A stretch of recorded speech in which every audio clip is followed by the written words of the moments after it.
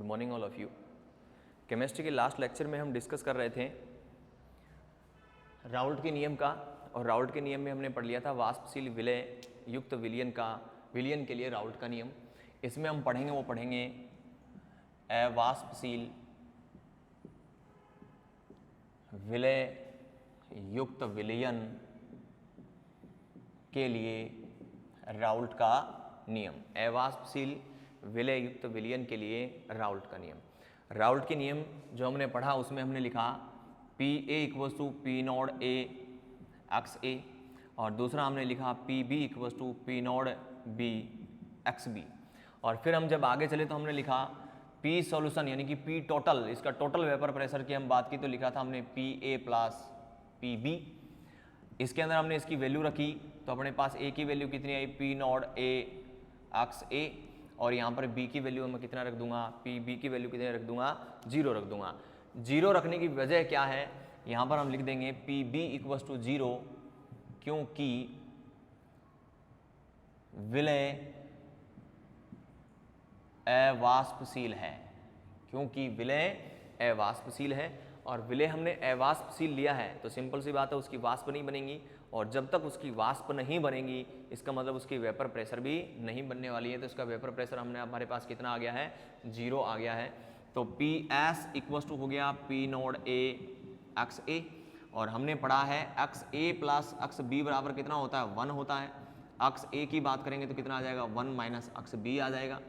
तो X A equals to 1 minus X B, ये value मैं यहाँ पुट करूँगा तो अपने पास आएगा P S equals to P not A 1 minus X B. P not A को हम अंदर मल्टीप्लाई कर लेते हैं तो पी एस इक्वल्स टू आ गया P not A minus P not A X B. अब हम P not A X B equals to लिखें तो अपने पास क्या लिख देंगे हम, P not A X B, यानी कि हम साइन को इधर ले आए या फिर हम कह दूँ कि मैंने इसको इधर ले गया तो अपने पास क्या आ जाएगा, P not A minus P S, P not A minus P S, यानी कि इसको मैं इस साइड में ले आया और इसको इस साइड में ले आया। मैं फिर मैंने यहाँ कह दिया कि इसको सबको क्या कर दिया मैंने माइनस कर दिया है, तो माइनस कर देंगे तो ये इस साइड में आ जाएगा और ये इस साइड में आ जाएगा। तो यहाँ पर हम एक्स बी बराबर निकालें तो अपने पास क्या आ जाएगा, P not A minus P S upon P not a. ये क्या कहलाता है, अवाष्पशील विलय युक्त विलयन के लिए ये वाली रो जो है वो कहलाएगी अवाष्पशील विलय युक्त विलयन के लिए राउल्ट का नियम। और इसको हम कहेंगे वाष्प दाब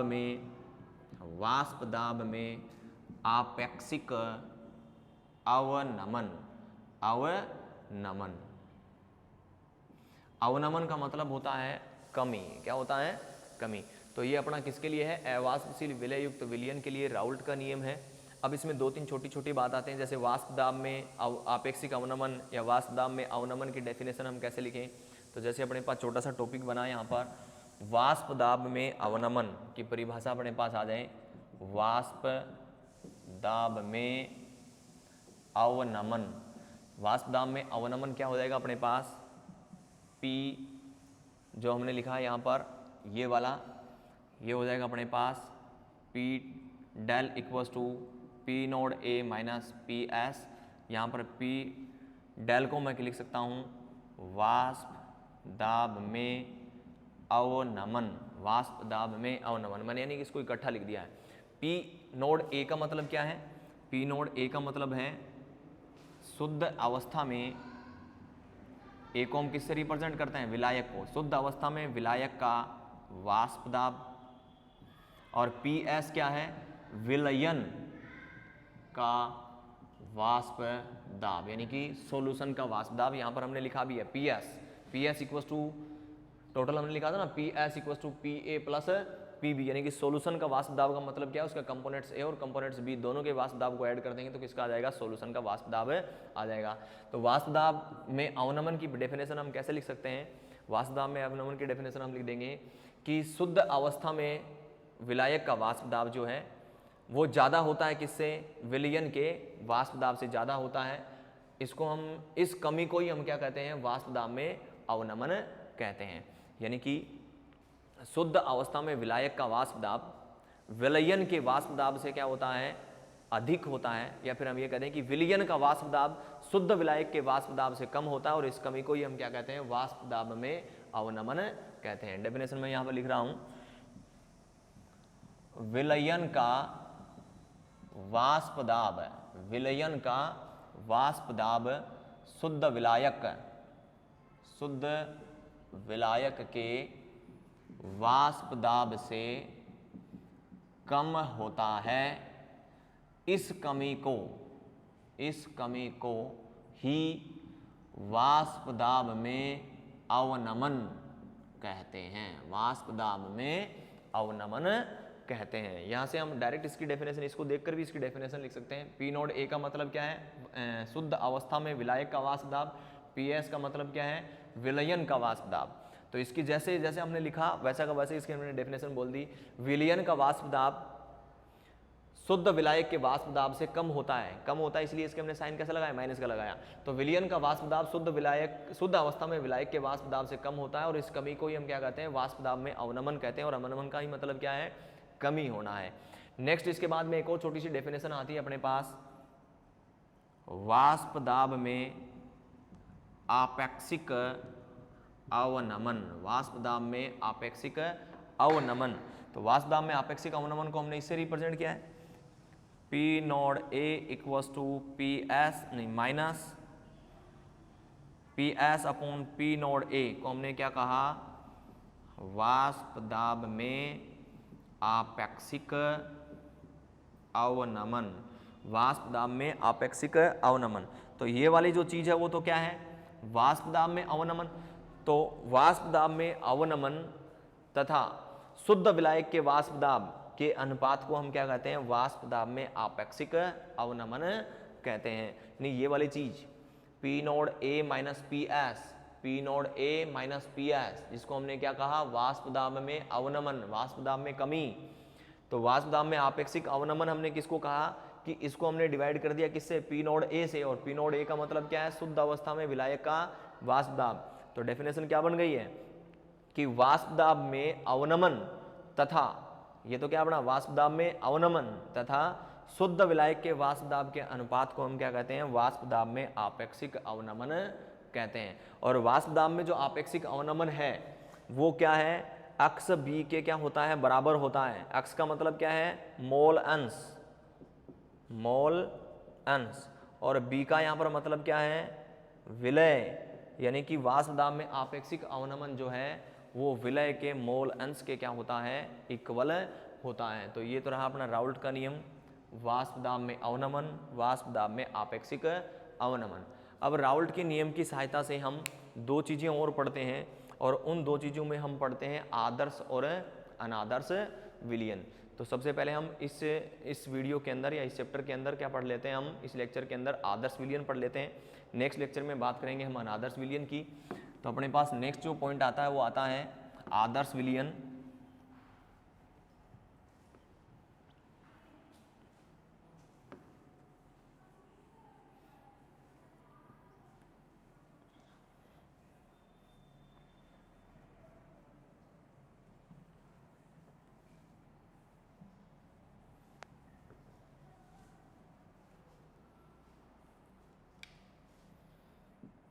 नेक्स्ट टॉपिक है अपना आदर्श विलयन, यानी कि आइडियल सॉल्यूशन। आदर्श विलयन की डेफिनेशन हम क्या देंगे कि सभी ताप व सांद्रता पर जो राउल्ट के नियम का पालन करेगा उस विलयन को हम क्या कहेंगे, आदर्श विलयन कहेंगे। यानी कि वह विलयन जो सभी ताप व सांद्रता पर राउल्ट के नियम का पालन करता है उसे आदर्श विलयन कहते हैं। यानी कि वह विलयन जो सभी ताप और सांद्रताओं पर, यानी कि ऑल टेम्परेचर एंड कंसंट्रेंसी पर राउल्ट के नियम का क्या कर रहा है, पालन कर रहा है, यानी राउल्ट के नियम को फॉलो कर रहा है, तो उस विलयन को हम क्या कहेंगे, आदर्श विलयन कहेंगे। ये बात दिमाग में रखना, प्रकृति में कोई भी विलयन आदर्श विलयन नहीं हो सकता है, लेकिन जो सभी ताप व सांद्रताओं पर राउल्ट के नियम का पालन करता है उसको हम आदर्श विलयन कहते हैं। और आदर्श विलयन की कुछ क्या लिख रहे हैं हम, विशेषताएं लिख रहे हैं। तो अपने पास पॉइंट नंबर 1 जो है वो क्या आ गया कि पी ए इक्वस टू क्या होना चाहिए, P not a X A होना चाहिए, and P B equals to क्या होना चाहिए, P not B X B होना चाहिए। ये अपना क्या है, राउल्ट का नियम है। तो राउल्ट का नियम का क्या होना चाहिए, पालन करना चाहिए। और इसकी लैंग्वेज हम क्या लिख देंगे, पी ए का मतलब क्या है अपने पास, किसी अवयव का वाष्प दाब। पी नोड ए का मतलब क्या है, शुद्ध अवस्था में अवयव का वाष्प दाब। अक्स ए का मतलब क्या है, उसका मोल अंश। तो किसी अवयव का वाष्प दाब, उसके शुद्ध अवस्था में वाष्प दाब तथा मोल अंश के गुणनफल के क्या होता है, बराबर होता है। तो वह क्या करता है, आदर्श विलयन कहलाता है। या फिर हमने डायरेक्ट लिख लिया है, ये हमने क्या लिखा, राउल्ट का नियम लिखा। इस राउल्ट के नियम का अगर पालन कर रहा है तो वह आदर्श विलयन है। नेक्स्ट अपने पास आता है कि जब हम कंपोनेंट्स ए और बी, यानी कि अपने पास विलय और विलायक, जिसको हमने एक को कंपोनेंट्स ए माना और एक को कंपोनेंट्स क्या माना, बी माना, यानी कि विलयन इक्वल्स टू, हम स्टार्टिंग में ही हमने लिख लिया था, विलयन इक्वल्स टू क्या लिखना है अपने को, विलायक प्लस विलय। विलायक यानी कंपोनेंट्स ए और विलय यानी कंपोनेंट्स बी। जब हम विलायक और विलय को आपस में क्या करते हैं, मिलाते हैं, तो उसका एंथैल्पी चेंज कितना आना चाहिए, 0 आना चाहिए। यानी कि डेल एच इक्वल्स टू कितना होना चाहिए, 0 होना चाहिए। यानी कि जब हम विलय और विलायक को आपस में मिलाते हैं तो एंथैल्पी परिवर्तन कितना होगा, 0 होगा। यानी कि हम ये कह सकते हैं कि ऊर्जा का ना तो अवशोषण होगा और ना ही उत्सर्जन होगा, उसे हम क्या कहते हैं, आदर्श विलयन कहते हैं। जब विलय और विलायक दोनों को मिलाएं तो कंडीशन क्या रहेगी, ना ऊर्जा का अवशोषण होगा ना उत्सर्जन होगा, यानी कि डेल एच इक्वस टू कितना आएगा, 0 आएगा। थर्ड अपनी कंडीशन क्या है, del V equals to 0। Del V का मतलब आयतन में परिवर्तन कितना होगा, 0 होगा। यानी कि जब हम विलय और विलायक दोनों को आपस में क्या करेंगे, मिक्स करेंगे, तो जब इन दोनों को मिक्स करेंगे तो उनके आयतन में परिवर्तन कितना होना चाहिए, 0 होना चाहिए। अगर ऐसा है तो वो क्या है, आदर्श विलयन है।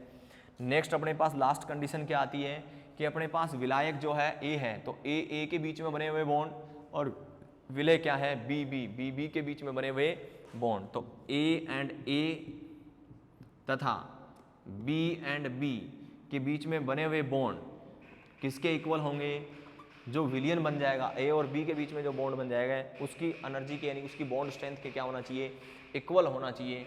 तब वो क्या कहलाएगा, आइडियल सॉल्यूशन कहलाएगा। तो ये अगर 4 कंडीशन फॉलो हो रही हैं तो वो क्या कहलाता है, आइडियल विलयन कहलाता है, यानी कि आइडियल सॉल्यूशन कहलाता है। तो ये 4 इसकी विशेषताएं हैं। नंबर 1, राउल्ट के नियम का पालन होना चाहिए। एंथैल्पी में परिवर्तन कितना होना चाहिए, 0 होने चाहिए, यानी न ऊर्जा का अवशोषण न उत्सर्जन हो। उसके बाद अपने पास आता है आयतन में परिवर्तन कितना होना चाहिए, 0। विलय और विलायक को मिलाएं तब। नेक्स्ट अपने पास क्या आता है कि ए और बी के बीच में बनने वाला जो बॉन्ड स्ट्रेंथ है उनका टोटल इक्वल किसके होना चाहिए, ए और बी के बीच में बनने वाले बॉन्ड स्ट्रेंथ के क्या होनी चाहिए, इक्वल होनी चाहिए। तब हम उसको क्या कहते हैं, आइडियल सॉल्यूशन कहते हैं। अब अपने पास आते हैं आइडियल सॉल्यूशन के एग्जाम्पल। तो आइडियल सॉल्यूशन के एग्जाम्पल की हम बात करें तो आपको दिमाग में एक चीज़ रखनी है कि सेम को सेम में मिक्स कर देंगे तो अपने पास क्या बनेगा, आइडियल सॉल्यूशन बनेगा। क्या बनेगा, आइडियल सॉल्यूशन बनेगा। तो मैं यहाँ पर लिख रहा हूँ एग्जाम्पल ऑफ आइडियल सॉल्यूशन, यानी कि आइडियल सॉल्यूशन के हम एग्जाम्पल पढ़ रहे हैं। तो आपको याद क्या रखना है, टिक के रूप में सेम प्लस सेम। अगर अपने पास सेम प्लस सेम को हम मिक्स करेंगे तो अब अपने पास क्या बनता है, एक आइडियल सॉल्यूशन बनता है। फॉर एग्जाम्पल में पहला एग्जाम्पल मैंने ले लिया CCl4 कार्बन टेट्राक्लोराइड और SiCl4 सिलिकॉन टेट्राक्लोराइड, दोनों को मिक्स कर देंगे तो क्या बनेगा, आइडियल सॉल्यूशन बनेगा। नेक्स्ट अपने पास आ गया जैसे प्रोपेन प्लस ब्यूटेन। प्रोपेन और ब्यूटेन को क्या करते हैं, मिक्स कर दें, दोनों एल्केन हैं तो सेम हो गया है। नेक्स्ट अपने पास है क्लोरोबेंजीन प्लस ब्रोमोबेंजीन, दोनों एरिल हैलाइड है, अपने पास क्या बन जाएगा, आइडियल सॉल्यूशन बन जाएगा। नेक्स्ट हमने एग्जांपल ले लिया क्लोरोप्रोपेन प्लस ब्रोमोप्रोपेन, दोनों एल्किल हैलाइड है, दोनों सेम है, आइडियल सॉल्यूशन बन जाएगा। नेक्स्ट 5वां हमने एग्जांपल ले लिया benzene and toluene, benzene and toluene. तो अपने पास दोनों क्या है, एरोमेटिक कंपाउंड है, तो क्या बन जाएगा, आइडियल सॉल्यूशन बन जाएगा। तो अपने को क्या चीज़ दिमाग में रखनी है कि आइडियल सॉल्यूशन क्या होगा, सेम के अंदर सेम मिक्स करेंगे, कार्बन टेट्राक्लोराइड के अंदर सिलिकॉन टेट्राक्लोराइड मिक्स कर दिया, प्रोपेन के अंदर ब्यूटेन मिक्स कर दिया, दोनों एल्केन आ गए, क्लोरोबेंजीन में ब्रोमोबेंजीन मिक्स कर दिया, दोनों एरोमेटिक हैलाइड आ गए, क्लोरोप्रोपेन के अंदर ब्रोमोप्रोपेन मिक्स कर दिया, यानी कि अपने पास दोनों एल्किल हैलाइड आ गए, बेंजीन के साथ टोलुइन मिक्स कर दिया, दोनों एरोमेटिक कंपाउंड आ गए। नेक्स्ट छठा एग्जांपल हम लिख सकते हैं N hexane plus N heptane या एन ऑक्टेन लिख दूं मैं, दोनों क्या है, एल्केन है, इसलिए वो भी क्या है, डायरेक्टली सीधी श्रृंखला वाली एल्केन है, लंबी कार्बन चेन वाली एल्केन है, तो क्या बन गया अपने पास, आइडियल सॉल्यूशन बन गया। तो ये अपने पास क्या है, आइडियल सॉल्यूशन है। आइडियल सॉल्यूशन के लिए अपने पास ग्राफ है वो सेम टू सेम राउल्ट के नियम वाला आता है, इस प्रकार से यहाँ से चलेंगे, ये अपनी वाष्प दाब है, वाष्प दाब, और हम दोनों ग्राफ एक साथ बनाएंगे इस प्रकार से। तो इस साइड से भी मैं क्या लिख रहा हूँ, ये भी वाष्प दाब है, और ये किसके बीच में बनाया हमने, मोल अंश के रूप में बनाया। यहाँ पर मैं लिख देता हूँ अक्स ए इक्वस टू 0, इस साइड में चलेंगे तो अक्स ए इक्वस टू अधिकतम कितना हो सकता है, 1 हो सकता है। यहाँ से हम ग्राफ बनाए अक्स बी इक्वस टू 0, तो इधर चलें तो अक्स बी इक्वस टू अधिकतम कितना हो सकता है, 1 हो सकता है। अपना पहला जो था वो क्या था, P A equals to P naught A X A, यानी कि पी ए और अक्स ए के बीच में ग्राफ बनाए तो पी नोड ए की अपने को क्या मिलती है, डायरेक्ट सीधी लाइन मिलती है, यहाँ पर लिख दिया मैंने पी नोड ए। दूसरा था अपने पास P B equals to P naught B X B, X B और अक्स पी बी के बीच में ग्राफ बनाएंगे तो पी नोड बी की क्या मिलेगी, अपने को सीधी लाइन मिलेगी, तो यहाँ पर लिख दिया मैंने पी नोड बी, और दोनों को आपस में मिला देंगे तो अपने पास क्या आ जाएगा, पी टोटल आ जाएगा P A plus P B. ये क्या कहला रहा है अपने पास, राउल्ट का नियम कहला रहा है। और इस हिसाब से अगर अपने पास फॉलो हो रही है कंडीशन तो उसको हम क्या कहेंगे, आइडियल सॉल्यूशन कहेंगे, यानी कि आदर्श विलयन कहेंगे। और ये अगर फॉलो नहीं होती है तो उसको क्या कहते हैं, अनादर्श विलयन कहते हैं। अनादर्श विलयन को हम नेक्स्ट वीडियो में पढ़ेंगे। अनादर्श विलयन दो प्रकार के होते हैं अपने, एक तो अपने पास क्या आएगा अनादर्श विलयन में, एक तो अपने पास आएगा धनात्मक अनादर्श विलयन और एक आएगा अपने पास है ऋणात्मक अनादर्श विलयन।